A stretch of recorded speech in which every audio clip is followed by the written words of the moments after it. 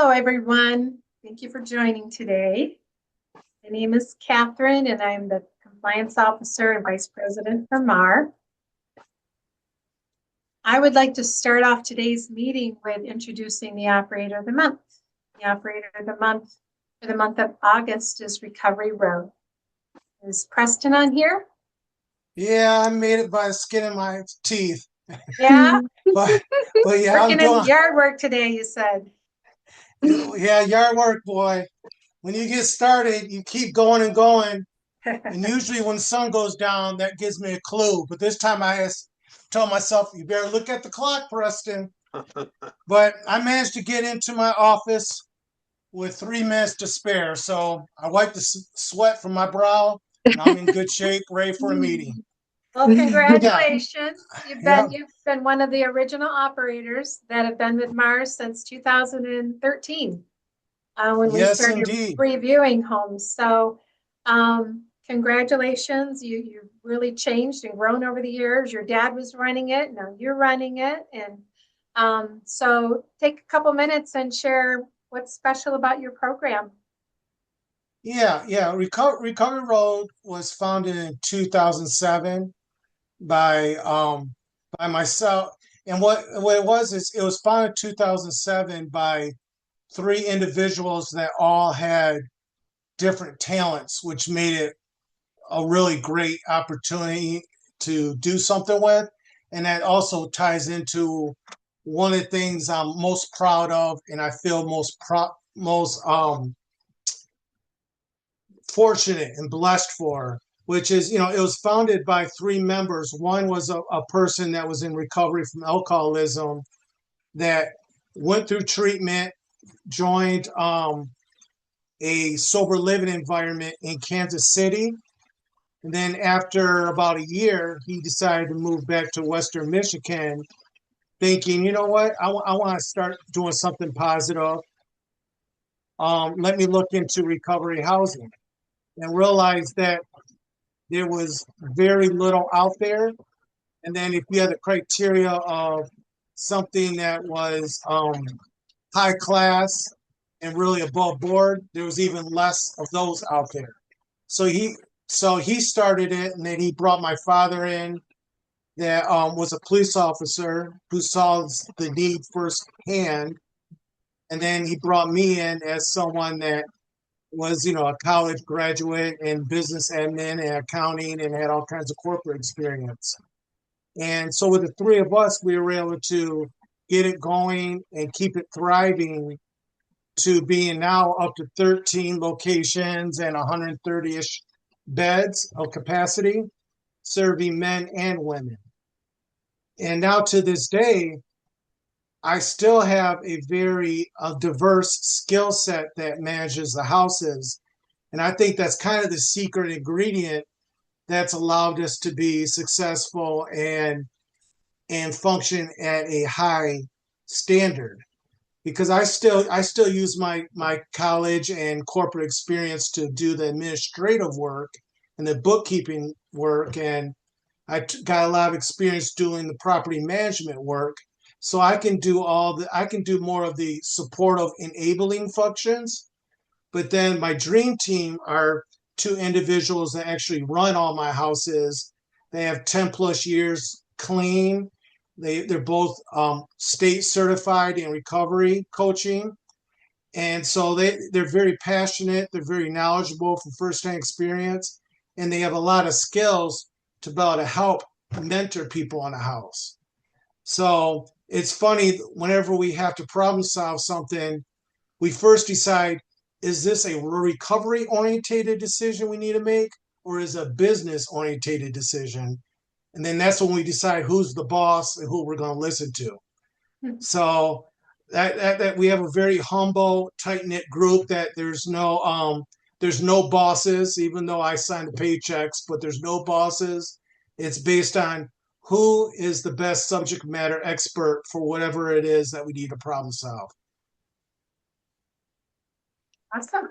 Yeah. Anybody have any questions for Preston? How many peer recovery coaches do you have, and what is the cost of those? There's two.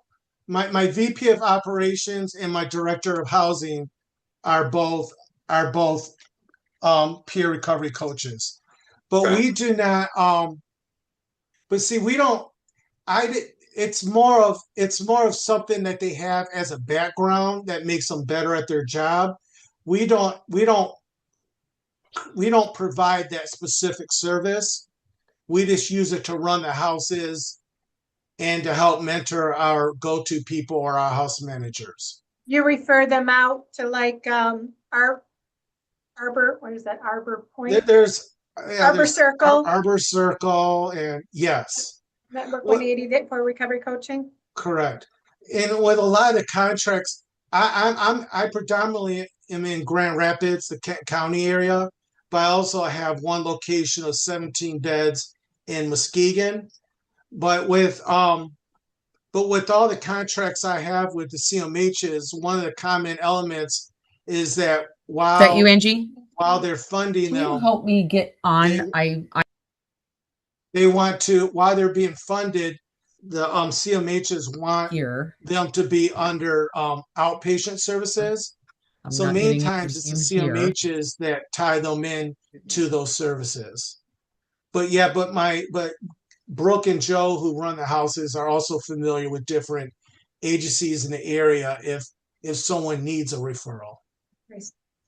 Well, in Network 180, when Amanda Tarantowski was there, I mean, when I was running Touchstone, we wanted to have recovery coaching. And I was told as an operator that we would have to be CARF accredited in order to be able to have recovery coaching and bill them for recovery coaching. Otherwise, we had to refer them out to Arbor Circle and Network 180. So as an operator, we weren't level 2, we weren't going to pay for CARF accreditation just to have a recovery coach. So they were referred out, but there's every area is different. Yeah, I've had mixed experiences. I've had one agency that gave me the billing code to bill out for that service if I wished to. I've had other ones that said no, we don't have anything like that for you.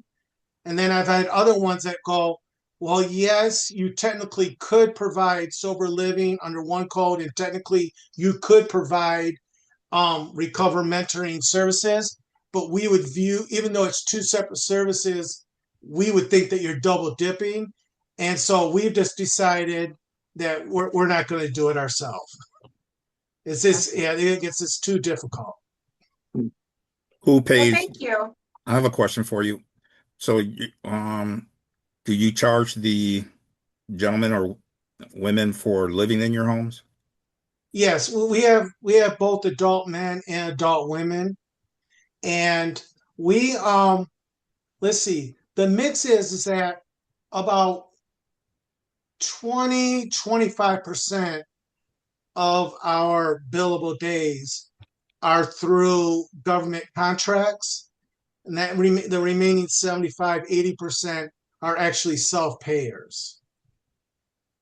Dave, And so are you asking, does he bill as well as collect funding from the residents at the same time? Is that what you're asking?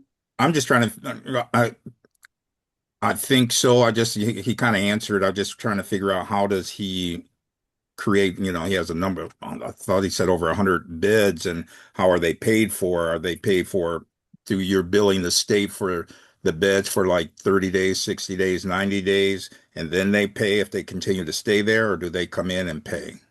correct. About 25% of my services are done through CMHs, so basically county or government contracts. And with those contracts, I bill the CMH directly. And then the remaining 75% of my billable services are self-payers. So I bill the resident directly and the resident pays me directly.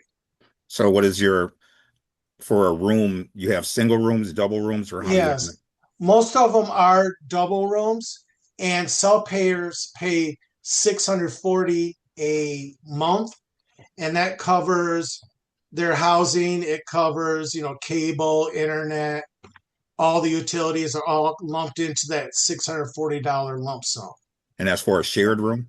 And that's for a shared room. Yeah. So two people can live in there, each get billed $640. What is And your, that's for the Grand Rapids Kent County area. So, right. different cities have different thresholds of how much rent would cost, but where I'm at, 640 is a good magic point for the cost of operating in the Kent County area, and also being affordable for what the jobs in the Kent County area usually pay people. Gotcha. Preston, how long are you able to get funding for an individual? Is it 30 days, 60 days, 90 days? What does that look like for you? Predominantly, the CMHs do 60 days. Yeah, that would be about 90% of the time. It's a generic 60-day threshold. So not that long, yeah. Yeah, but So it are you- works. But it so do works you- out. I mean, it gives them time to. I mean, obviously, more time would be easier on them, but 60 days, like we find, that gives them time to kind of get acclimated to an environment, find a job. So 60 days is it's a little aggressive, but at the same time, what else are people doing with their time? Mm-hmm. So I know a busy mind is always good. So Mm-hmm. The sooner they can stand on their own 2 feet, the better. yeah. Better. And many times there's ways that with special cases, they will go up to 90, but usually CMHs as a default say 60 days should be enough to kind of get yourself going. And then from there, one of the things that we're proud of is that, we have, we can have flexibility. Sometimes by the time someone gets their job and gets their first paycheck, they might get 1 to 2 weeks behind. But we work with them, and then that's where we can start building up some rapport and some accountability and a payment plan. So it turns into a good teaching moment and mentoring moment. But for the great majority of the time, that 60-day mark does work, because Grand Rapids is a great job market also. Very true. Could you put your information in the chat, Preston? So just in case anybody else has any questions for you like that, they could reach out to you. And just as a reminder, every county is different. Every PHP is different. Some places pay 90 days, some pay 6 months, some pay up to a year. Flint pays a year for recovery residents in some cases, like for families and women's specialty and stuff. So, I mean, it depends on where you're at. And the dollar amount too is can vary. Yeah. And when I mentioned like 25% or so of sales being government related, we've made partnerships with CMHs, with treatment centers, with various drug courts, and so all that wraps around into good ways to network with your community providers that are looking for people like us to provide sober living, but also we can also be a good complement to services that other agencies do. And so, yeah, that's kind of how it works out for Recovery Road. Well, congratulations. And thank you for all you do and your years of service and stuff. You've changed a lot of lives. So. Yeah, it's definitely changed a lot. When we first started, Catherine and Jeff and I and maybe 5 or 6 other people, we fit around one conference table, and that was everyone that was involved with MARR. Westmar Or Westmar at that time. So yeah, it was a very tight knit, but we've come a long ways. Yeah, we have. Thank you so much. Yes. Jeff, did you have anything that you wanted to talk about I'd like to say, for a few minutes? And we got lessons learned after that. Yeah, I'd like to say thanks for Preston. I've gone to your recovery residences more than twice, and I think you do a great job there, Preston. One thing I'll just talk real quick. One thing I made the choice of saying, because I had a stroke in January, I might have some aphasia and I might be able to speak properly. And if I have any of those issues, I blame Wally Slatinsky. Okay. So if I do anything, call Wally. So I got two things going on. One would be they've created the August 31st rate for all of the NAR standards. So if any of you folks have the idea to be in Fort Lauderdale in September, that'd be the perfect place to do it. It's going to cost you about, $300 to get your hair there, about $600 to get the other, all the rooms in there, so $240 a piece. And it's about $600. So about $1,200 to $1,500 a year, you'll be able to come to their NAR conference. And that'll be end of September. The other thing I want to talk about was what was happening in Boyne City. I was there 2 weeks ago and went to what they did at Jason DeBeck's house, Nathan's house in Boyne City. And my general thought was, boy, what a wonderful place. That place was $500,000 to be in there. The structure on there looked fantastic. I went in and asked, how do you get all your brand new dryer? How'd you get all your brand new electric washer? How'd you get all your appliances? All of that was paid for by the state of Michigan, paid for 100% of that. I talked to Jason DeBleck if you have any thought on that, but it's basically, I think it's either a drug court thing or it's something that the state has done and said, here's something where they paid for all of the appliances down there. And I would ask, does anybody on this thing say that we don't have felons? Everybody here has felons, right? Perfect. They accept, or they're felon friendly. They might not have a felon in their home at the time, but. Yeah. Well, my thought would be not now, 6 months to 9 months to 12 months. There might be another thing talking about the satisfaction that you do to run felons in recovery residences here in the state of Michigan. And that is my thought, Catherine. All right, thank you. Mhm. I want to introduce Glennis. Glennis is going to talk about the lessons learned today. Go ahead, Glennis.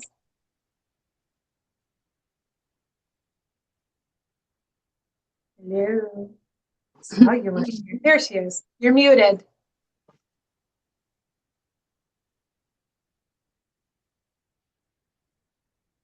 There. Am I there now? Yep. All right. Well, I'm trying to see how many people are on here right now. How many we 30. have? 30. 30. Oh, Yep. okay. Well, today I'm wondering how many of you are aware of all of the dollars that are going out from the state to open new recovery housing in the state of Michigan. Anybody?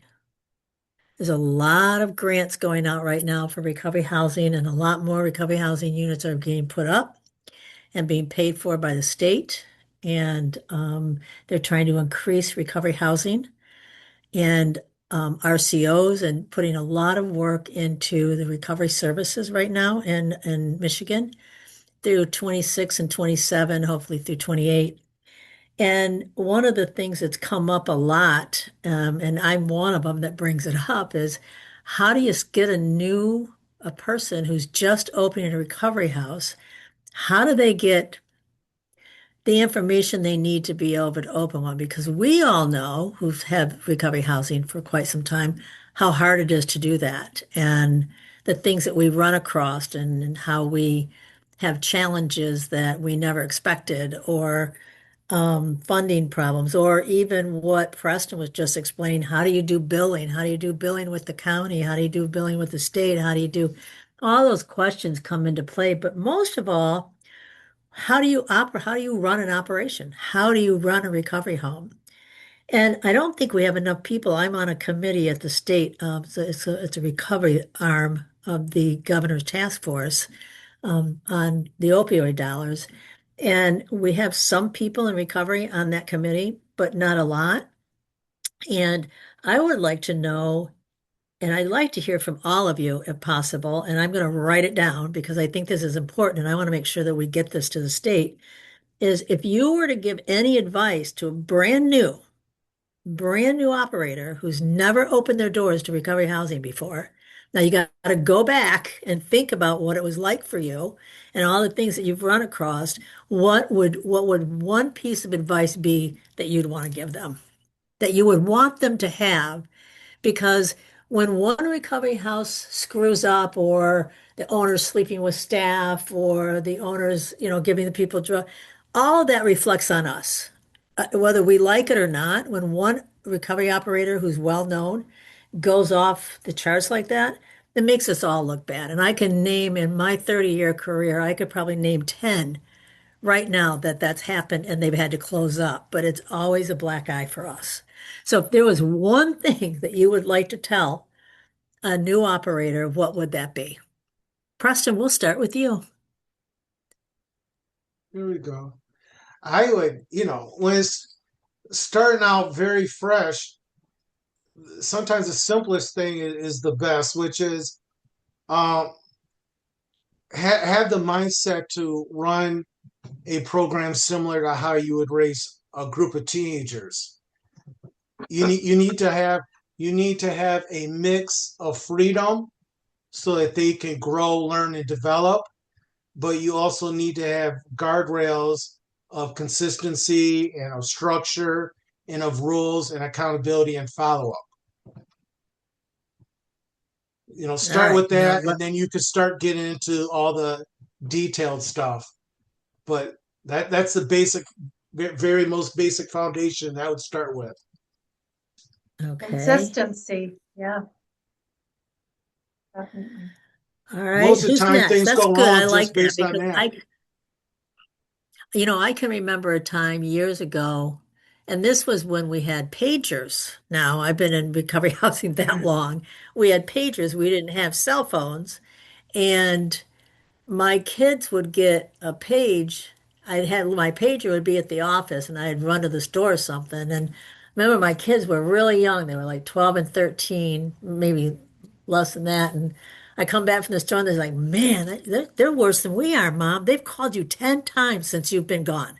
I mean, so even the teenagers knew the teenagers were in charge over there. You know what I mean? So you're absolutely right. You are dealing with, and I say it all the time, they're children. I mean, and it's just, I mean, it's not just rehabilitation, it's habilitation sometimes. I mean, I've had to go to the houses and teach them how to pump the lawnmower machine, to really be able to pull it and get it started, or how to lift up the back of the toilet seat and fix the toilet so it's not running all the time. These are things this is how you teach your teenagers, and it's the same thing. So I've really liked that point.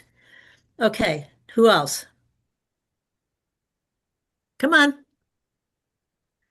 This is information I'm taking back to the state from you, so let me have it. I would say to form your referral networks with the drug courts, with discharge planning and treatment centers ahead of time before you get into a bind where you just don't have those people. Okay, so you want to say you want to coordinate your referrals ahead of Yep, time for yep, discharge. Okay. yep. Only That would cleanse for that more that money. that okay, that would require, now this is how we need to think about this. That would require understanding what a discharge summary looks like. Exactly. Maybe I mean, your so you staff got to needs go, a, sometimes you got to go back a little further as to what, yeah, because when you first walk in, I didn't know I had to do a discharge summary or what that even looked like when I started. right? So let's think about that too. Let's think way from the first time they open, because most people that open these, and we were these people, we wanted to just give back. We wanted to be there for somebody. We were people who wanted to share our experience, strength, and hope. And that didn't always mean that we knew how to do that, other than just to be there for somebody. So let's think about what, from the minute they open the doors, what do they need to know? I got two issues for you, Glennis. The first would What? be the people that want a recovery residence but have no money. And here's the cost that they'll need to do it. The other course of people are the people that have money but don't know anything about recovery and just Mm-hmm. want to have an apartment and have six Yeah, people as opposed to two. So Yeah. those people need the Yeah. recovery Yeah. residents, the other people need cash. You brought up a good point too, Glenn, is about, there's operators that want to share their strengths and hope and stuff and doing it for the right reason because you care. But there's operators that we see sometimes they're coming on and wanting to come on, that they're just looking for the money. Hey, I have a home. I heard there's misinformation out there where I'm going to get paid all this money, and they're doing it for the wrong reason. If you don't care about what you do, and in my opinion, do something else. You really need to care about what you do in order to be a successful operator. You got to care about lives and know that there's good that's going to come along with the bad. Sometimes people come in and they have no money. So we're dealing with two different types of operators too, that some just are doing it just because it's a dollar sign for them. Well, when I consult with people, the first thing I tell them is if you're going into this for money, you might as well get out now and not even start because it's not going to happen. I mean, it's not going to happen for a very long time. But the next thing I want, you're right about that. But the people who, and I can tell you, we've all made our mistakes. I've made my mistakes. I've been doing it for over 30 years. But you know what I did? I had somebody come live in my home on my couch before I opened recovery housing. My kids were little. They had people on our couch. You know what I mean? Bad mistake. I don't recommend it, but I cared enough that I didn't want people to be on the street. Then I opened the recovery house. So the first thing I'd want to say to them is don't bring them in your house, get a facility first. That would be the first thing I would say. So let's go from there. Who else? I'll let Amanda go. Oh, Yeah. sorry. Thank you. So, and I'm relatively new to this too, but I'm wondering if at a state level, does the state provide smaller grants for the smaller thing? Well, not the smaller things, but things like the certification process and training and what type of staffing, how to staff properly, how to for the inspections, things that maybe as a startup operator could learn before they actually have the house, the furniture, the people. You're moving further ahead. You're moving Okay. further ahead, man. Because no, to answer your question. Okay. So you have people who are calling Catherine up on the phone at MARR. I get tons of calls. I want to open a recovery house. And then I'll Right. meet them for coffee. And oh my God, they don't want to do all that. Then you don't want to open, then don't use my name. Right. If you don't want to do these steps and you don't understand the importance of this, then I can't help you because I'm not going to have my name attached to anything like that. So, but they Mhm. say, oh, I don't want to do that. They don't need to have therapy. No, they really do. They need to Right. if you don't have it yourself, you need to make sure they're connected to something. So, I mean, so it's a step ahead. It's a step back some before when they get the concept in their head, they want to do it. First thing you want them to know? I have something. Could you hear me? Yes. Hi, I'm coming in from a mother's touch. Sitting in for Crystal. But one, knowing your purpose of what you opening it for, have safety. Safety must come first. Learning your local requirements. Like before you open it, understanding the state rules and the housing requirements, the insurance and all of that. Have written policies, set boundaries. I And said again, one thing. I said one thing. okay. Oh, One I got thing. a lot. Okay. There. All right. I could One go thing. on and on, but yes, okay, that's it. Yes. That's enough.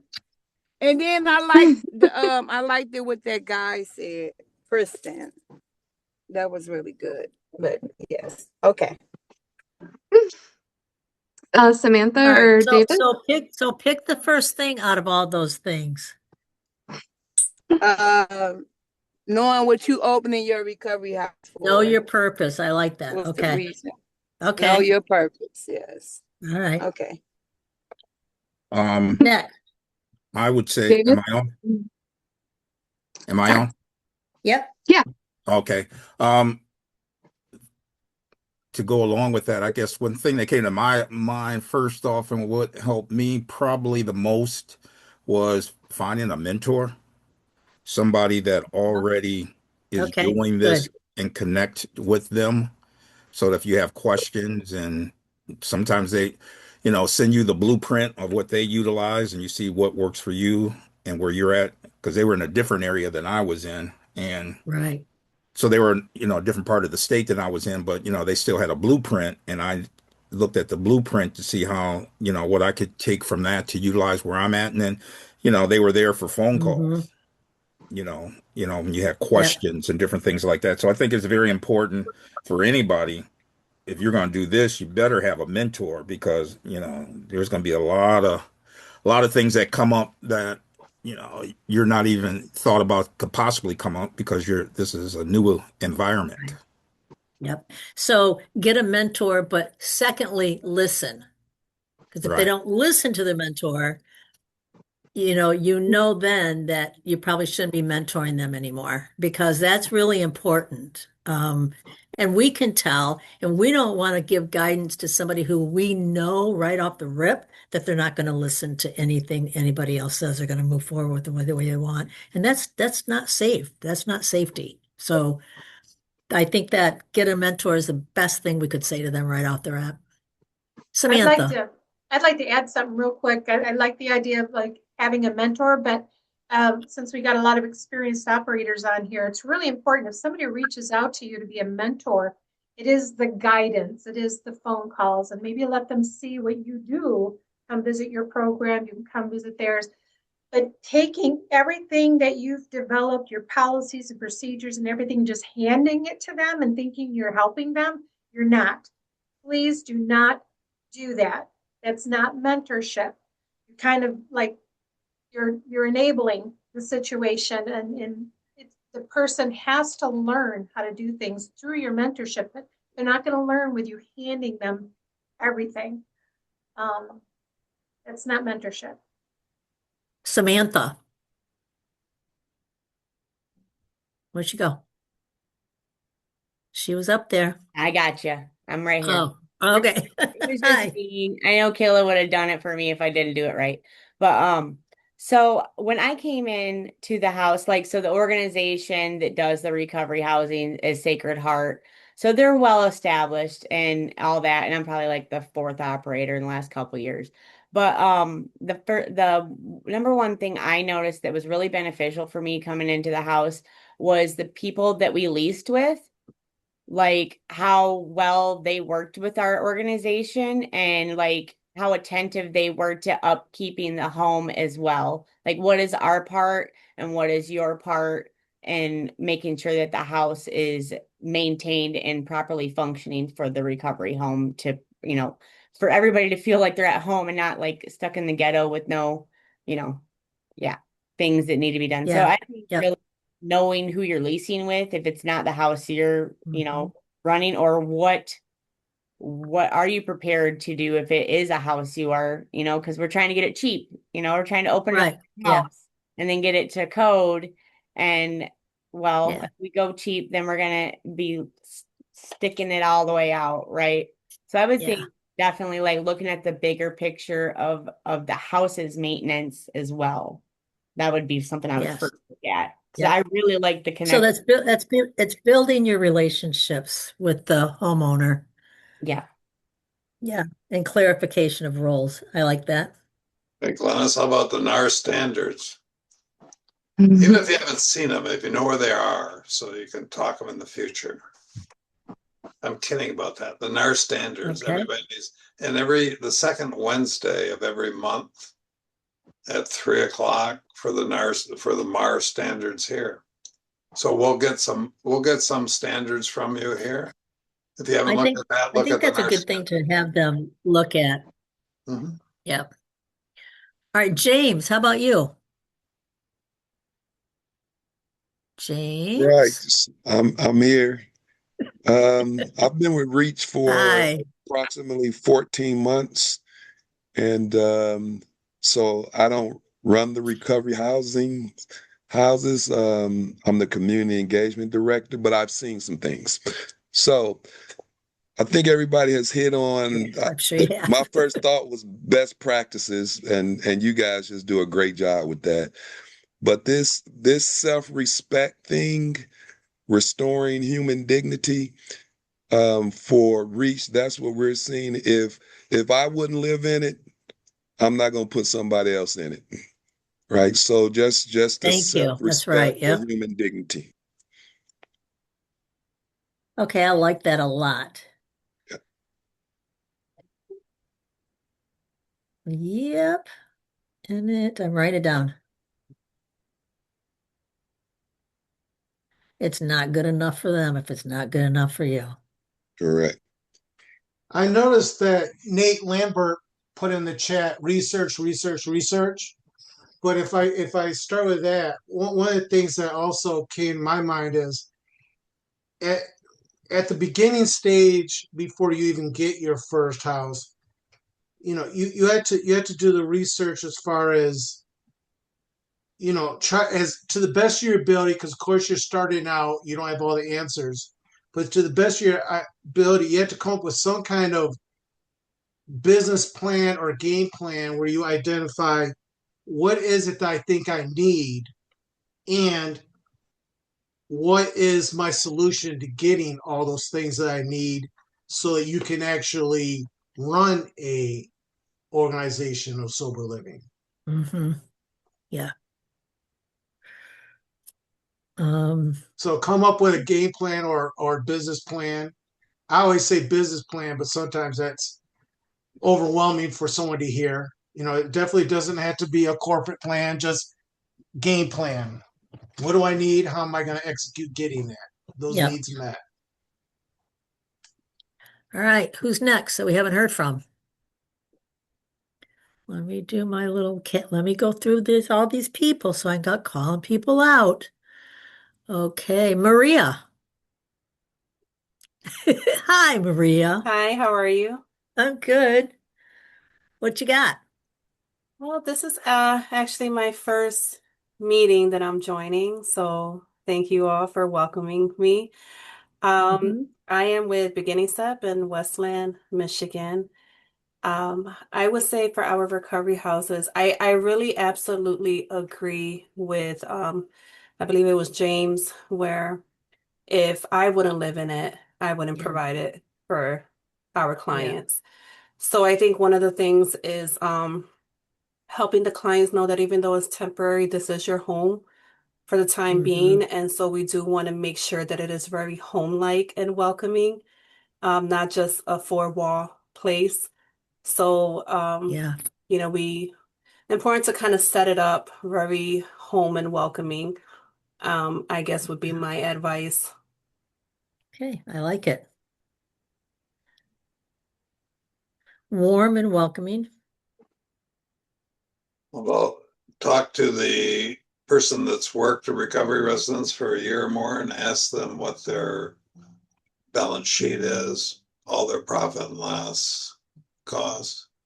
Get an idea of here's what the Oh, cost. they'd never open them up. Nobody'd ever open one up. Then, Jeff, We're going to be asking who that would here open in one up? the state They of knew Michigan. there's nothing coming for them. Uh-huh. Yep, nope, I think that's good. Cece. Cece? Okay, can you hear me Hello?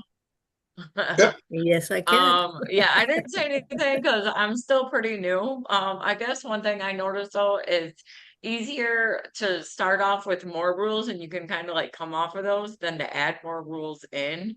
So maybe like have your rules like set in place because trying to add rules, you get a lot more resistance from them. So that was just one thing I was thinking, but I like that too. I think that is important too. I remember the organization that I opened, honestly, we started off with like 15 rules and regulations. My God, it's pages now. I mean, but because we learn so much, we learn so much and we learn the tricks and I mean, I'm a recovering person and I was in every jail in every city in every state and I used every kind of drug there was.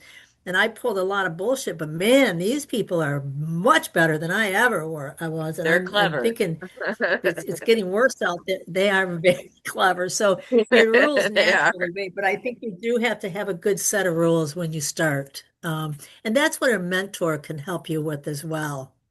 Right. All right. Who else? Okay, I'm gonna go down the list. I'm going after y'all. Okay. Gina? She's driving. Hello. Hello there. That's Hi. okay. I can drive and talk. Okay. So my What you biggest got? thing would be it, an employment pool and transportation Okay. because I'm up in the thumb. So Yeah. transportation for us and jobs for us are few and far between. You might be able to find a beautiful house that would make a beautiful sober living home and you can house a ton of people. But if there isn't any jobs around and there isn't any transportation, you are going to be a glorified Uber in your sober house. Yeah. Yep. Okay. Location, Yep. location, locations, very important. Yes. Yeah, Yep. good one. First thing I looked at, I learned in a business course when I was actually still using. I went to school in Florida and I got into business and that was the first thing I learned. Location, location, location. It's the first thing he said to any of us. Like the first day. Location, locate, brought it on the board in big letters. So yes, location is really important. Lisa. Hi there, Lisa Paula's house. Um, I would say, other resources you can connect with for your participants. You can't do it all. So making those connections and having them in place when you open. So people are getting the services they need from day one. Like we Okay. we partner with the health department to come in and do some various education, MSU extension group to provide different groups on like healthy relationships, anger management. So just getting other experts in different areas to not only help with recovery but help with life in general has been really beneficial to our participants. Yeah. Yeah. Yeah, building those community resources, I mean, because the goal is to integrate them back into society, right? So bringing those community resources in and know what's there is that's a huge part of your recovery home. The help they need. About zoning, Glennis, for any residential use. Yep, that's the first thing I always say too, is what's your zoning? You gotta know your zoning before you ever do anything, or you end up like the Amber Reinick house, which ended up in this huge lawsuit that the federal government took over. They won the lawsuit, but it was just a big, long fight. And you can pick a place and you can rent it, and the owner will rent it to you, and then you get in there, and the neighbor will say something about all your cars, and they come up, then they kick you out of there because it's not zoned properly. So and every community is different with zoning. So, I mean, I work both in Jackson and Lenawee County and Washtenaw County, and the zoning is completely different with all of them. So you just got to know what your zonings are and what you can do and what you can't do, or The you're just going to cities and waste the a lot of time townships. and a lot of money. Huh? Yep. Same The with the cities and the township. township, yeah. Yep. It'll be different everywhere you go, except Yep. if you want to have more than 3 unrelated single people staying in the house. Yep. Yeah. Absolutely. That's a big one. Now, Who's writing Preston, that I down? understand they do something a little different in Grand Rapids. There's a question for Preston. Yeah. Well, I mean, I know in 2007 there was, the Grand Rapids had a little bit of resistance, but luckily enough, you know, it's ADA protected, and that's why I get so disgusted by that subject, by this topic, because it's like it should be so clear. It's all up to the federal government, ADA protected, ADA protected, and these people want to play dumb, like they don't know what I'm talking about. In fact, I even had one city attorney that was like well, just because you can quote one case law doesn't mean you're going to win. And I'm thinking to myself, well, how many does it take? Yeah. Get the But retarded Well, one. Grand that's the one Rapids, with, after a while, they were like, well, yeah, eventually we would lose anyways. Why resist it? Yeah.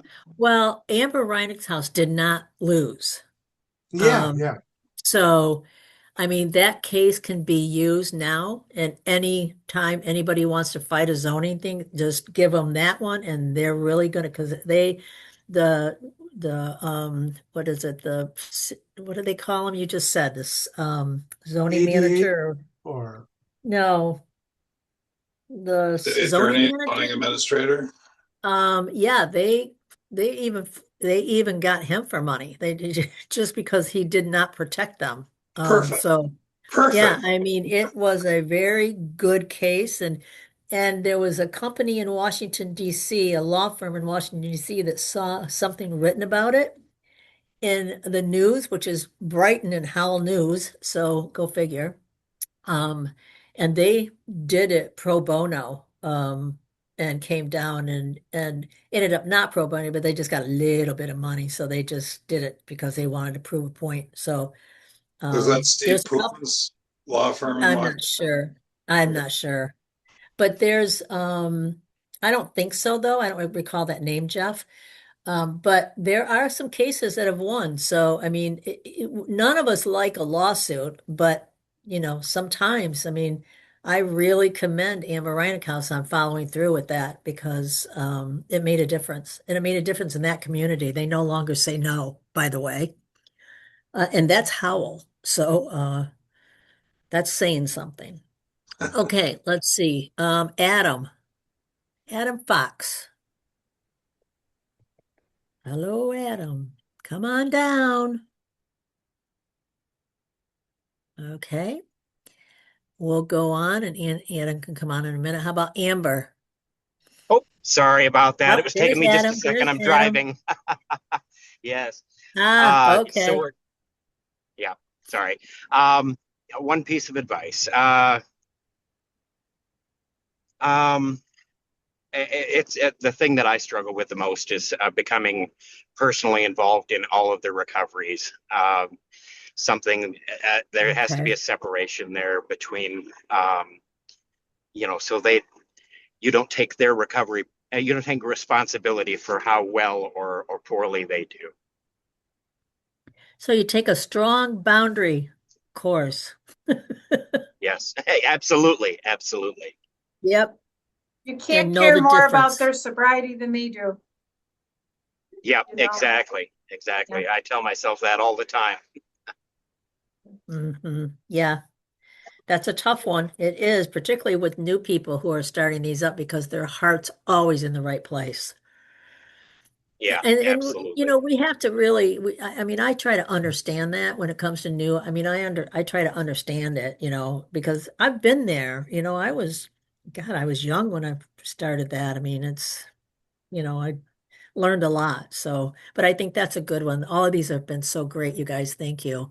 But I'm not done. Okay, Amber. Thanks, Adam. Thank you. Okay, we'll wait on Alan. How about Kelly? Is that our Kelly, you guys? It is our Kelly. Hi, Kelly. I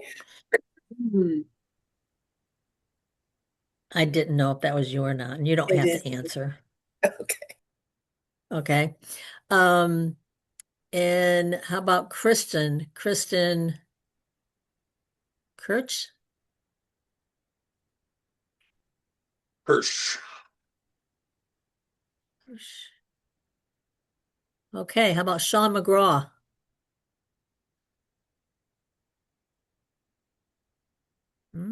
I got a whole bunch of new pages over here. Dave Milash. Okay. No, Dave's already, that's CC. Oh. CC's using Dave's name. How about Shalonda? Shalonda. Sean just unmuted. Hi. Can you guys hear me okay? Yep. Hi. How are you? Hi. Oh, you look like you're on the moon. Huh? I know. So, you guys, I'm Shalonda. I'm the Director of Housing and Aftercare here at Mariners. Um, you guys took all the good ones, but one thing I would say is, for one, making sure your heart is in the right place. But the main thing is when considering hiring your staff, making sure that you hire people who actually understand recovery and the recovery community. Majority of our staff are in recovery, and that has been very helpful. Okay. And if it's not staff, partners, make sure your partners understand and staff understand Absolutely. the population and the issues. Okay, thank you. All right. Lenissa, I remember Um, one let's thing that I see. really struggled with that I was, I kind of was the screening process. Maybe, Uh-huh. kind of as one piece of advice is to really kind of be thorough with your screening, ask the right questions, don't be afraid to ask certain questions. Of course, we're not screening for perfection, right? But you want to make sure that you're screening for a good fit for your houses. Yeah, that, and you know what? I think that's a good point. This is why I tell Catherine and them all the time. I don't like just giving somebody a training and have them read it because there's a lot more to it. Doing a real intake or a real assessment or a real screening on anybody takes a skill set. And you want to make sure you're getting everything you need. And I don't think that we know sometimes how to ask some of the questions we need to know, and that's why I trained my staff historically on how to do assessments and intakes so that you know how to ask the hard questions and that the people that you're asking the questions will feel comfortable enough to answer. And if they don't, say, you know what, we can come back to that, because I know that's hard. But you're right. I mean, it is, that would be, making sure you have the right training from the very beginning of the process. Like, how do you even bring in your first client? What do you do? What are you asking? I've been to recovery homes where people did not even know if one of their clients was out in the front yard and they were causing a ruckus. Catherine and I were there at the same time. And I asked if he had any mental illness. She said, I don't know. I asked her a couple other questions. She said, I don't know. These are things you need to know if you're going to let somebody move into your house. Because how Absolutely. are you going to serve them and give them what they really need if you don't know what they need? So Yeah. it's being able to ask the questions that's why you have a specific screening form that asks all those questions so that you know exactly who you're getting in your house. I think it's different for people who personally open the recovery housing and people who have recovery housing from, say, Sacred Heart, where Sacred Heart's a bigger agency and then their recovery housing is the second piece. So those forms are probably already in place when an employee goes in and starts to run those facilities. They already have that, but new owners and operators don't have all that information. So they're going strictly for no knowledge and no experience to a whole bunch of it that they have to be prepared for. Thanks, Amanda. Anybody else? Let's see who didn't answer. Sean didn't answer, did he? Okay, anybody else got anything that they want to throw in? Just now we'll go into a couple of second things if we have a few minutes. I, for one, would like to. Oh, William. William, you just shot up on my screen. I don't think we talked to you, have we? Is he frozen?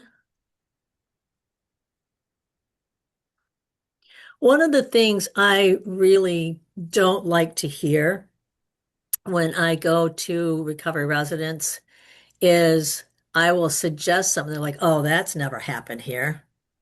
That never happened here. Well, it might. It just might. We can never say never. And maybe it is the longevity of how long I've worked in recovery housing, but I've seen people hang themselves outside the facilities. I've seen people take a fire extinguisher and do it all over the house. I've seen so much. And that I've seen people whose families was killed, while they were living in our house. And, how do you got to prepare for that trauma? The whole family was killed. We have to be prepared, and whatever happens, never, never, ever say it's not going to happen in your home, because it just very well could. And it's the thing that you at least expect, but it does happen. So when I hear that, I'm like, that just don't ever think that. Don't ever think it can't happen to your place, because it can. That's what I would like people to know. Safety is critical. We did a screen site visit on a house, and the woman who run the house actually told me that I think it was a 1 or 2 year old child got off on the roof through a open window. And you never expect those things to happen. A little 2 year old opening the window and crawling out on the thing, but there was no screen, there was no lock on the window, there was no nothing. So we just never know what's going to happen. So you got to be really careful with that. That is one thing I would say to anybody who's really be prepared for the unthinkable. It may never happen to you, maybe, but you never know if it'll happen to you. So those kind of crises you got to try to avert. I liked Jeff's. I think it's just making sure right off the bat about zoning. It's the first thing you got to know about is your zoning. I think that's one of the most important. But the thing I would say, not just the first thing, but one of the things a message I like to send to people is, if you're not in love with what you do, don't do it, because the population we really need people who care about us and love us. And I say us because I'm a long-term recovery person. So I spent 18 months in recovery housing. So I think we have a very, I don't know, a very important role in the lives of the people who come in to live with us in our homes. So, and then I like what Preston said, and remembering that they're young and they're old in age and younger in spirit and mind. So, they're younger at heart. So, we got to be prepared for that and know that we're dealing with, people who are probably 12, 13 years old, a bunch of teenagers. That's hard to deal with sometimes. I didn't like raising teenagers, so that's a very bad age for me. But you see it all the time in this. So, anybody else have anything else? One more thing you'd like to tell somebody?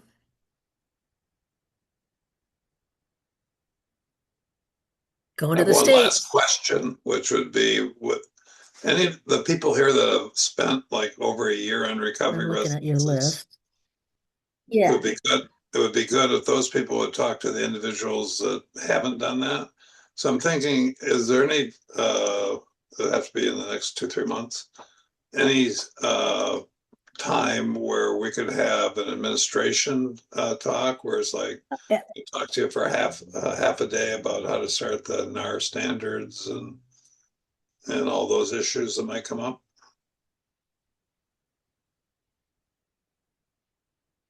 Zero help with that. Okay.